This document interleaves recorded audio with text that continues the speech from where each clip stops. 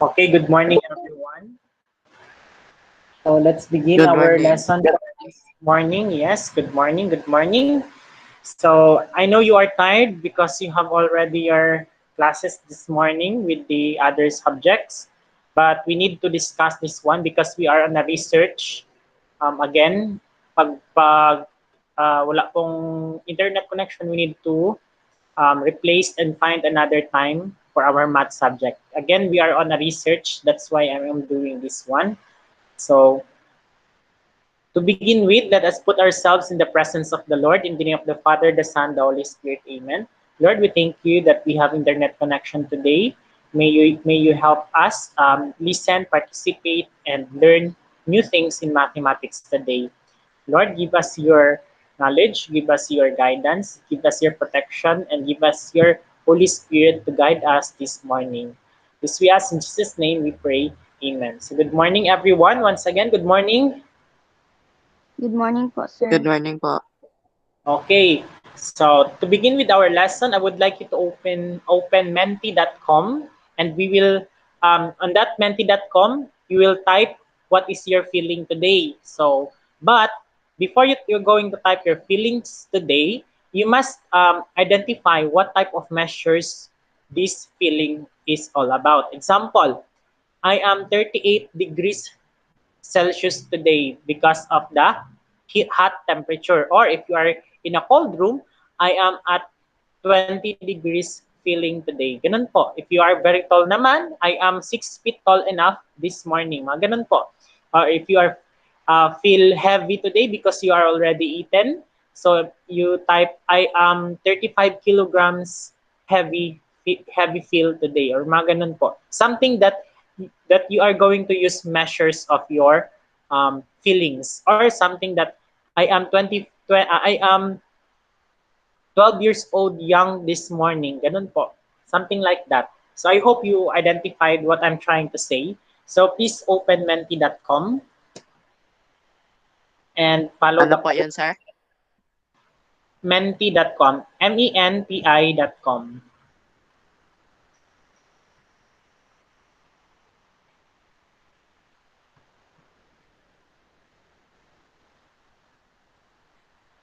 Menti.com, then follow the code that is presented on your monitor. Menti.com. Our code is, for a while, it is loading.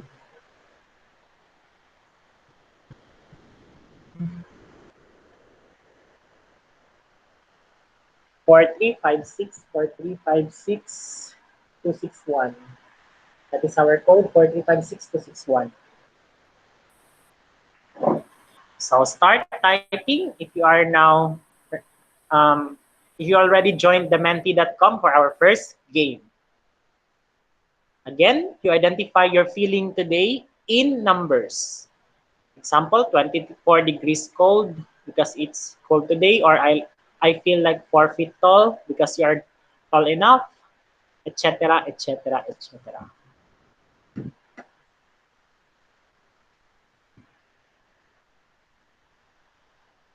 So, may response na po.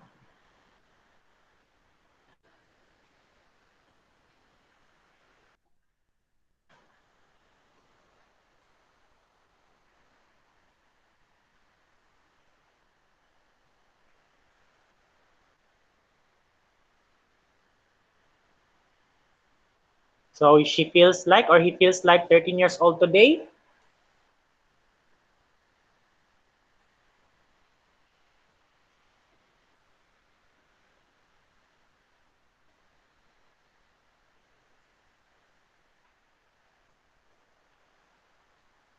Some more.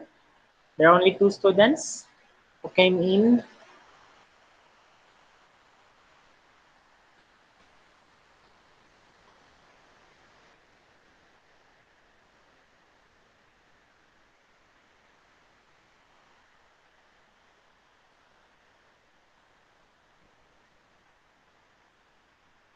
I feel like 4 feet tall. I feel like 24 degrees cold. I feel like free. I feel like good today. I feel like happy and cold. I feel like good and fine, but bit cold. I'm good. I feel so cold. So,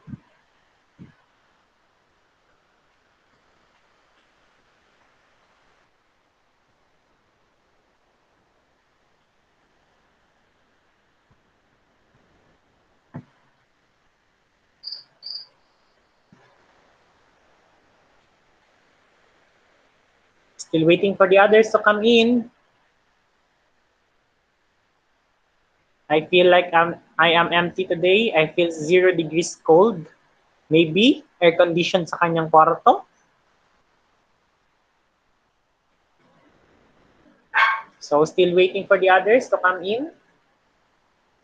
So, with these feelings that you have, pwede pala gamitin ang measurement sa feelings. Yes, of course, we can use our measurement to express our feelings. And it is better to express our feelings in measurement. Why? Because people would think, oh, he is good enough in measuring. So some more answers. I feel like 12 years old today. I feel like 14 years older. I am 13 years old today. So, pwede pala. So, pwede po i-gamitin ang feelings sa ating, as ang measurement sa ating feelings. So, thank you for participating with our menti.com, or this is what we call the Mentimeter. Mentimeter. Okay, punta na po tayo sa ating lesson. Thanks po sa nag-participate. So, let's move now with our lesson for this morning.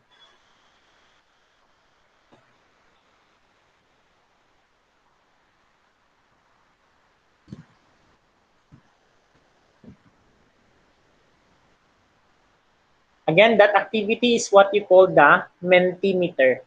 It will, para siyang i-collect yung mga data or ideas ninyo through a code. And that is our first game for this morning. So, let's proceed now with our lesson for this. So, our lesson literally is conversion of measurements from one units to another. So, the measures of English, metric, and equivalents. So, we have already discussed this lesson last week, but the module number 2 would like to emphasize more on the lesson about this one. So you don't need to copy this one because it is available in the internet. You just type it in the Google. For example, 1 foot to inches or 1 yard to feet. 1 yard to inches, 1 mile to feet. Ganun na po, i-type niyo sa Google, lalabas agad yung sagot.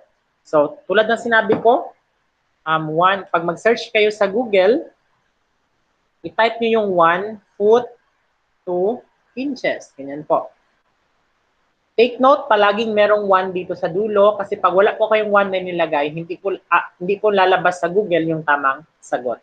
So, 1 foot to inches. Always when 1, yes po, 1, 1, 1. So, ganun po pag-type sa Google. Okay, next. Ang 1 foot naman or 1 FT is equal to 12 inches or 12 in. And 1 yard is equal to 3 feet. Ang 3 feet, sinlaki ng 3 rulers. Or ang isang feet, sinlaki ng isang ruler. Ang 1 yard naman is 36 inches. And 36 inches is 3 ruler. So 1 mile is 5,280 feet. So ang 3 feet is equal to 1 yard ulit sa 3 inches or 3 ruler. So 1,000 millimeter naman or 1,000 mm is equal to 1 meter. Yung isang meter pala, 1,000 mm ang laman niya. Next, isang meter naman 100 centimeters. Next, sa isang meter naman merong 10 dm or decimeter. And 10 meters, isang decameter. 1 hectometer merong 100 meters and 1 kilometer has 1,000 meters. So among of these, millimeter, centimeter, decimeter, decameter, hectometer, kilometer, kilometer is the longest, which has 1,000 meters all in all. Next, the system to system conversions of length. In 1 inch, there are 2.54 centimeter. And in 1 meter, there is 3.28 feet. In 1 foot naman, that is equivalent to 0.30 meters. In 1 yard, that is similar to 0.91 meters. And 1 kilometers, that is 0.62 miles. So, as you could observe, on our first table, gumamit po siya ng equivalent. Sa second, gumamit din po ng equivalent. Pero yung third, gumamit siya ng ganitong symbol. Ano po tawag niyan? This is what you call similar. Ibig sabihin ng similar, gi-round off siya. For example, 2.5467, gi-round off niya naging 2.5 na lang. Ginawa niyang ganyan. So that is an example of a similar. So similar po ang tawag niyan, ibig sabihin gi-round off. So do we need to use rounded off conversions?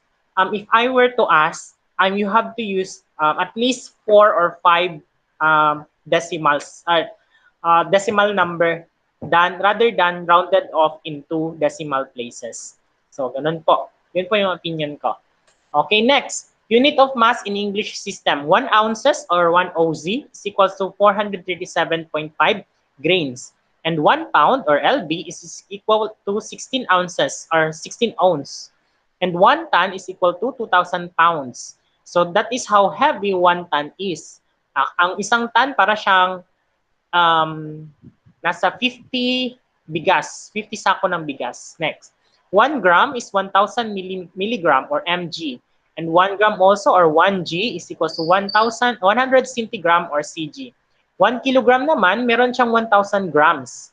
So pag bumili ka ng 1/4 na kilo, 250 grams lang siya. Pag 1/2 na kilo, 500 grams naman. Pag 3/4 na kilo, 750 grams. And 1 metric ton is 1,000 kilograms. That is how heavy a metric ton is. Metric ton is very different from 1 ton. Metric ton is per kilo. Ang 1 ton naman is per pound. Next, for 1 ounce, that is similar to 28.3 grams, and 1 pounds or 1 lb is similar to 0.45 kilograms. Again, you don't need to copy this one. It is already available in the internet. Next, 1 square feet. We are now, pag meron na pong square, ang pinag-uusapan na po natin dyan is area or ang lawak. Ang lawak, area. Lahat po na merong squared, square feet or feet squared, the same lang yan sila. Lahat po ng mga ganyan, tinutukoy yan siya yung area. Kapag meron na pong square or squared. Next, 1 square yards, that is equals to 9 square feet. Ano po yan basahin? Hindi po unahin pagbasa ng yard squared. Unahin po dapat si square pagbasa. 1 square yard. 9 square feet. Next, 1 acre, tumutukoy naman ito sa pagsukat ng lupa. So 1 acre is equals to 43,560 square feet. Ang 1 square mile naman is 640 acres. So ano pong mas malapad? Feet, yard, acre, or miles? Miles po ang pinakamalapad dyan. Next, 1 square centimeter is equals to 100 square millimeters. On the other hand, 1 square decameter is equals to 1 square centimeters. And 1 square meter is equal to 100 square decameter. 1 R or 1A is equals to 100 square meters. 1 hectare or 1 HA is equals to 100 R.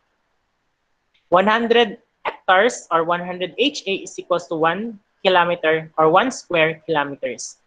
Next. So lahat po yan, available po yan siya sa internet. Kapag cube naman po, kapag meron naman pong 3, we're talking about volume. Ibig sabihin, the amount of space or the amount ng tubig na malagay or air sa isang container. Usually, meron yan siyang cube. Tulad yan, feet cube, meter cube. Yan po yung volume or tubig na pinag-uusapan natin.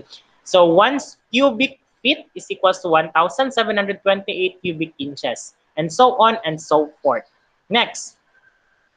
Ang fluid naman ng volume ng isang English system tulad ng tablespoon, isang tablespoon is equals to 3 teaspoons. Next, yung kahapon po, yung cup na ginamit ninyo, hindi po pantay-pantayin yung cup na ginamit. So therefore, ang cup po is equal to 8 fluid ounce and 1 pint is equals to 2 cups. And 1 quart is equals to 2 pints. And 1 gallon is to 4 quarts. And so on and so forth. Next, dito naman tayo sa time. Ano naman itong time? So millisecond ang pinakamaliit. Second ang next, minute, hour, day, month, year, banking year, decade, score, and millennium. Now, tanong ko sa inyo, ang dito po is 1 year is equals to 300. 1 year is equals to 365 days. Okay, matawag din ba na 1 year yung nangyari last year? Last year po, 366 days po tayo. Matawag din ba na 1 year ito? Yes or no? Yes. Yes. Yes na ba? Matawag ba na 1 year ito? Yes, tawag din po ito na 1 year. Tinatawag itong leap year. Bakit po nagsobra siya? Ano po ang dahilan? 65 lang naman ang normal eh. Paano siya naging 366? Any idea?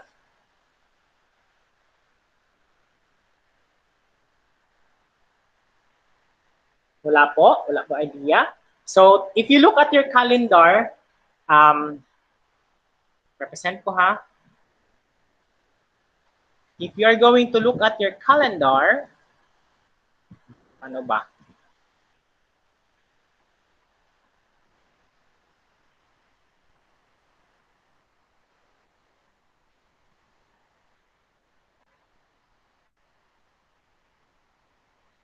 Hindi makita sa inyong screen. Okay, balik na lang tayo dito. So if you are going to look at your calendar, ang nasa calendar po ninyo, ngayong February 28, wala pong kasunod niyan. February 28, ang tapos niya, end na talaga. February 28, maging March 1. Pero last year, merong February 29. So bakit po nagkaroon ng February 29? Ganito po yan siya. Every year, sa isang taon, kada isang taon, sumusobra tayo ng isang tinatawag na 6 hours every year. Okay, saan to galing tong 6 hours? Okay, every day naman, sumusobra naman tayo ng mga minutes. Pag i-total natin yan siya in 1 year, umaabot siya ng exactly 6 hours. So pagka next year na naman, sumobra na naman ng another 6 hours. Pagka another year, sumobra na naman ng 6 hours. Pagka another year, sumobra na naman ng 6 hours. Pag i-total mo ito, 6 plus 6 plus 6 plus 6, magiging 24 hours. And 24 hours is equivalent to 1 day. Kaya ngayon, yung 365, pag ika-next year niya, magiging 300, pag ika-apat na year pala, magiging 366. Dahil nga po, sumobra ng 1 day. Kumbaga, in other words, i-add lang ito yung sobra na oras para magkaroon ng 366. Nakuha nyo ba? Yun po yung dahilan kaya nagkakaroon tayo ng leap year or February 29. Okay, I hope you have got what I'm trying to say with this leap year. Okay, let's proceed now to month. Ang isang month po is 30 days. Ang 1 year naman is 365. Pero magkakaiba naman itong banking year. So 1 banking year is equal to 360 days. Bakit po banking year? Bakit po 365? Kasi po inalis po diyan yung holidays. So usually in other countries, 5 days lang talaga ang holidays nila worldwide every year. Sa atin lang maraming holidays. 30 days ang holidays dito sa atin sa Gensan. Sa buong Pilipinas naman nasa 26 to 28. Pero sa Gensan umaabot tayo ng 30 days ng holidays. Kumbaga isang buwan. Ganun po tayo ka-blessed dito sa Gensan, napakaraming holidays. Sa ibang countries naman, tag 5 days lang talaga or 6 days ang holidays sa kanila. Dito lang talaga sa atin sa Pilipinas na napakaraming holidays dahil napakaraming heroes na dineclare at napakaraming representative days ang kailangang i-respect. Example, the Blaan Day, the Muslim Day, the Islam Day, the Catholic Days, ganun po. Marami po kailangang i-respect, so marami pong holidays. Now, 1 decade naman is 10 years and 1 score is 20 years and 1 millennium is 1,000 years. So year 2021 na tayo, that is 2 millenniums. Next, 2021, yung 21 years na decade, that is 1 score and decades nun is 2 decades sa 21 pa lamang. Okay, and the temperature, we already solved this one last time. So let's proceed now to our game. Our game is called the Random Selector of Class Dojo. So, but before that one, we are going to answer first 1 and 2 together. Then you will proceed to 3, 4, 5, and 6. So let's answer number 1 and 2 first.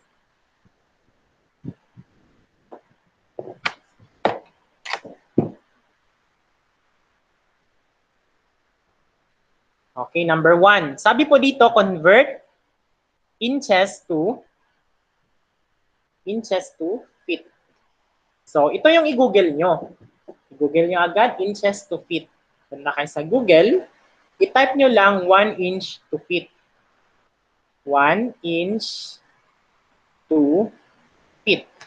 Okay, pag nag-google nyo na, i-type lang enter, lalabas na yun automatic. So, kung makita ninyo, that is 0.0833 feet.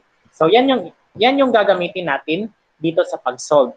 So, sulat mo yung given. Yung given is convert 108 inches into feet. Yung 108, isulat mo inches times, ang sabi po dito, in 1 inch, in 1 inch, there is equal to, baliktad. Sa baba pa lang inch kasi para ma-erase yung inch. In 1 inch, there is equivalent to 0.0833 feet. Okay, bakit sa baba ang inch? Para mabura natin siya. Kasi pag nasa taas yan siya, hindi yan siya mabura. That is the law of cancellation. Kapag taas, numerator, denominator, mabubura po sa law of cancellation. Pero pag magkatabi po sila, magkalinya, hindi po sila mabubura. So, i-multiply natin 108 times 0.0833.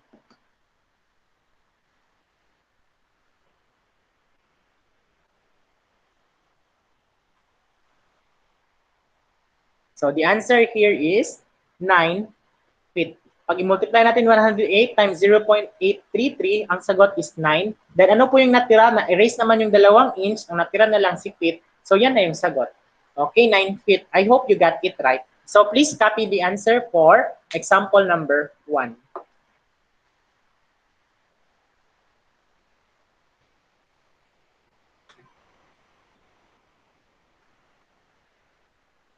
Okay, we are now on week number 2. Please, yung mga hindi po nakapasa ng week number 1 na portfolio, pakisubmit na po. Yung week number 2 naman, nag-start po ngayon.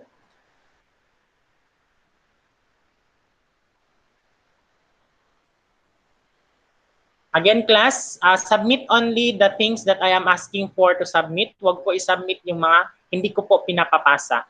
For example, pag nagsabi po ako ng ipasa ang portfolio, portfolio lang po ipasa. Huwag na po magpasa ng other outputs tulad ng nangyari sa iba na nagpasa talaga ng assessment na hindi ko naman kailangan.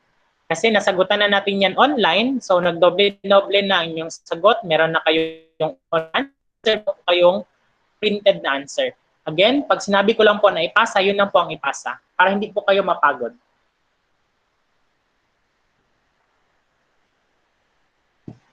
Are you done?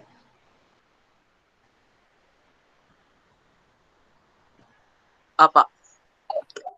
Okay, may I erase this one? 10, 9, 8, 7, 6, 5, 4, 3, 2, and 1. Okay, next, the second example. We are going to convert 1 decimeter to millimeters. Okay, yan po yung i-type natin sa internet, sa Google. Type po natin 1 decimeter to millimeter.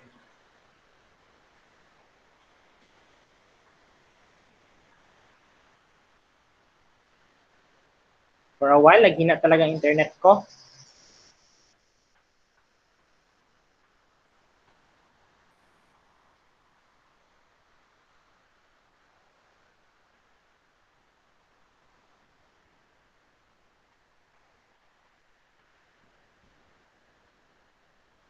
Okay, sa isang decimeter daw, merong 100 millimeters. So sa isang decimeter, 1 decimeter dm is equal to 100 millimeters. So yan po yung gagawin natin na evidence. So punta sa given, 39 decimeters, 39 decimeter times in 1 decimeter, there is 100 millimeters. Again, sa taas po ang millimeters para mabura natin si dm. So 39 times 100, we have 39,000 millimeter. And that is now our answer here. Okay, please copy.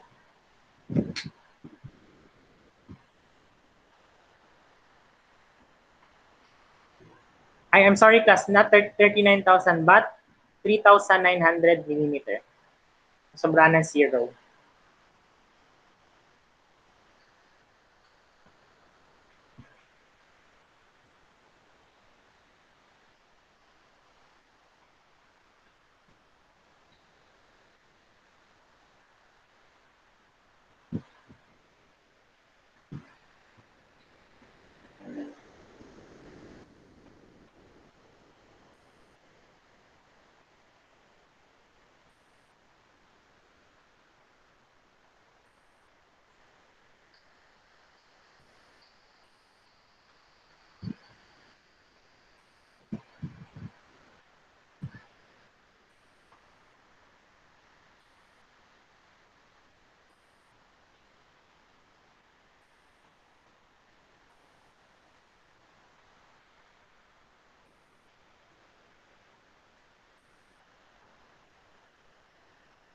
Okay, are you done?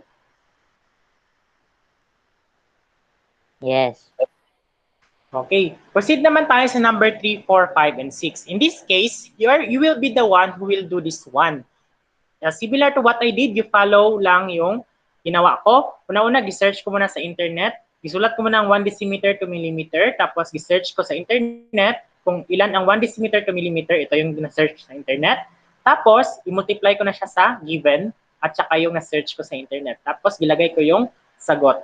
Okay, you answer number 3, 4, 5, and 6 for 20 minutes. Then afterwards, we will call random students using the class dojo for our game number 2. So I hope you get my instructions. Are my instructions clear? Yes, sir. Okay, Yes. start now. Please answer solving 3, 4, 5, and 6. Okay, your time starts now.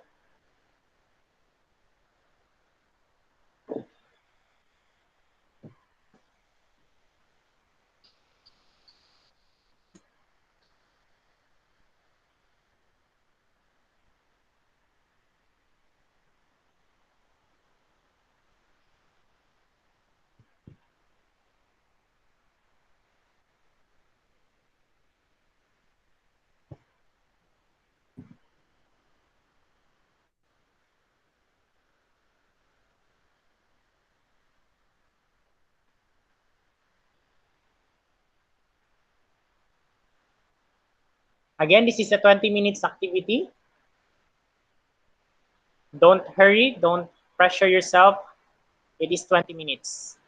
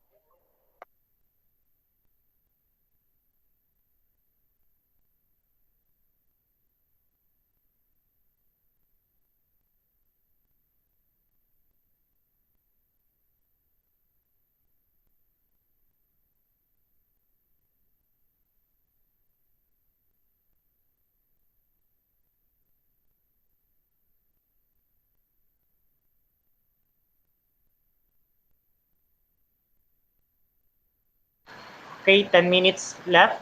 Again, 10 minutes left.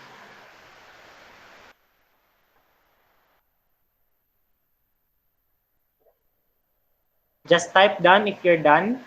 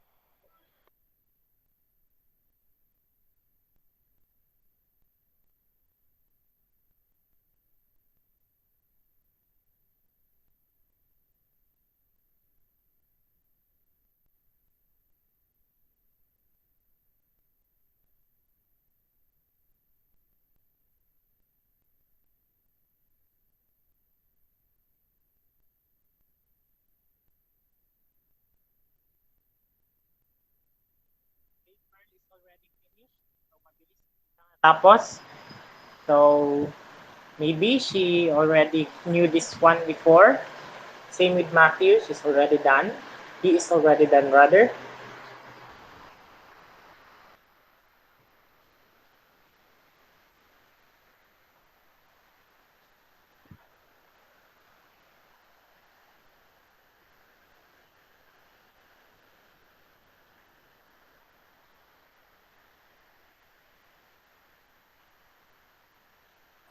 Zid, Chester, and Ayan and Jan are already done too with Fatima.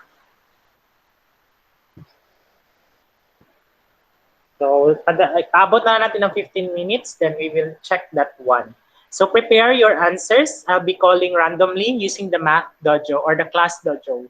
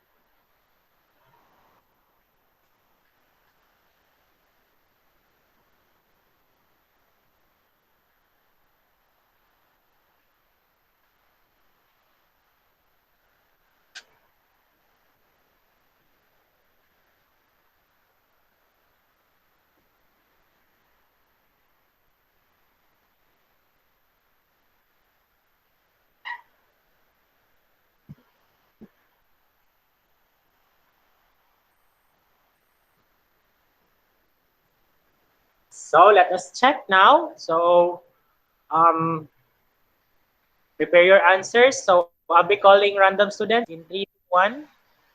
So we have Kanto for our first task. So Kanto, what is your answer in number 3? 115.2 ounces. 115.2 ounces. So, google muna natin kung ilan po ang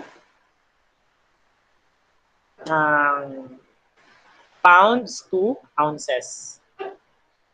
So, 1 pound to ounce. So, according to Google, 1 pound, 2 ounce, 1 pound is equal to ilan ang na-search nyo, class? Kasi mahina talaga ang internet ko. 16 ounces po. 16 ounces. Okay po. So, ang gagawin natin yung given na 7.2 lb times 1 lb is equal to 16 ounces. So, canceled, canceled, canceled. 7.2 times 16. 7.2 times 16, that is 115.2 ounce. Okay, OZ. So, the answer is 115.2. 5 points po pag tama. 5 points pag tama. And 2 points pag mali. Again, 5 points po pag tama. 2 points po pag mali. Okay, check your own paper. Name this as quiz number 1. Next, number 2. Okay, very good. Randomly selected. We have Arola. So, Arola, you are on task. What is your answer for number 2? 3.588 square yards. Again, 3.588. 3.588. Okay. So, 3.588. Tama ba? Opo. Okay, proceed tayo sa problem. So, the problem is square meters to square yards. So, this is square yards or YD. So, 1 m squared is equals to 1 square yards. So, ang 1 m squared is equal to how many square yard?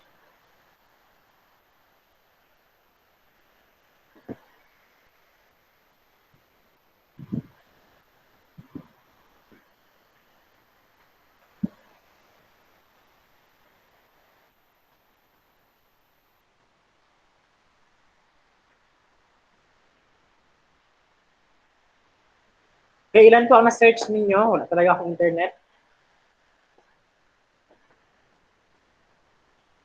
Ilan po ang square yards? 1.196 square yards po. 196 yard. Ganyan, tama ba? Opo. Okay, multiply naman natin sa given, which is 3. 3 m squared times, in 1 m squared, there is 1.196 yd squared. So, canceled, canceled 3 times. 3 times 196, 1.196, 1.196 times 3, that is 3.588. 3.588 yd squared. So again, 5 points po ang tama, 3 points po ang mali. So very good, Arola. So check your own paper. The answer is 3.588 square yards. So next, proceed naman tayo sa number 5. So randomly selected, who will she be and who will she be? So we have Garchi Torena. Are you there? I think she's not here. Modular na po si Axel. Andyan siya? Modular na po. Modular? Kaya pala class, ang grado niya sa akin, nasa 66 lang or 65 kasi mababa yung first grading nga. Kailan siya naglipat? Last year pa po yung December. Kaya palang baba ng grado niya sa akin, 66 ata yun or 65 pag solve ko kanina. Ano kayo nangyari dito sa bata na ito? Sabi kong ganun. Yun pala, lumipat na pala. Sige po. Okay, let's have another one. We have Magdaluyo. You are on task. 7,200,000 po. 7,200,000. Tama ba ako? Ganyan? Okay, let's find out. Your given is 7,200 cubic centimeter.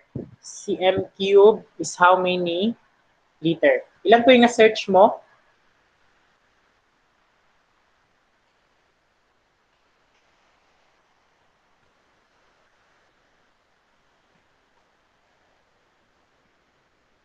Magdaluyo, ilan po yung na-search mo?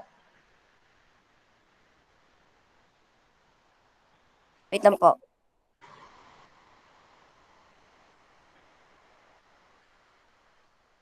So, sa internet, pag search ko, that is 0.01 liter. So, yung given natin is 7,200. 7,200 cm cube. So, is equals, times, in 1 cm cube, there is 0.001 liter.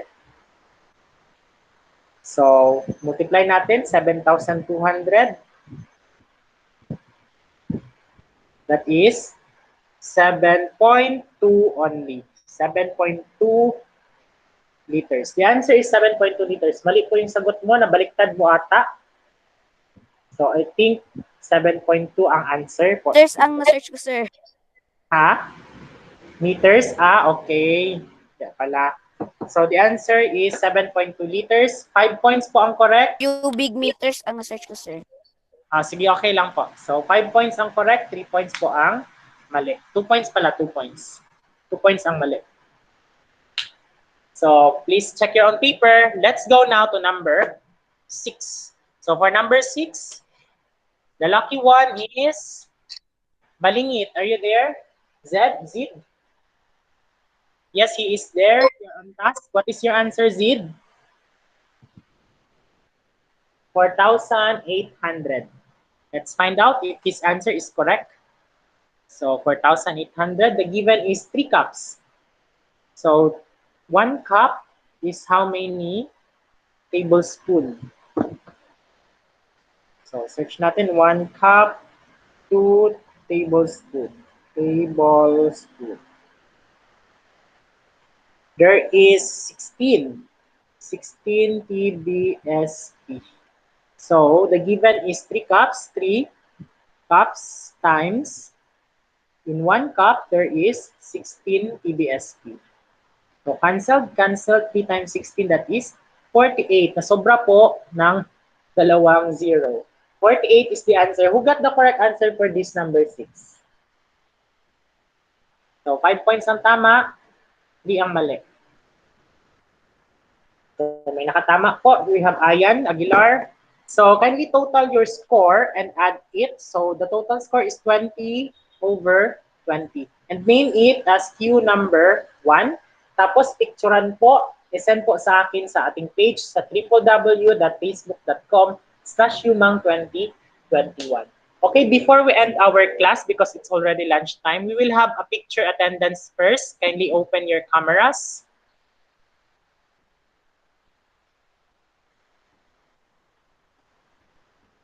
For a while ha, hanapin ko muna yung layout. So, tiled. Okay, please turn on your camera. Zid, your camera, Zid.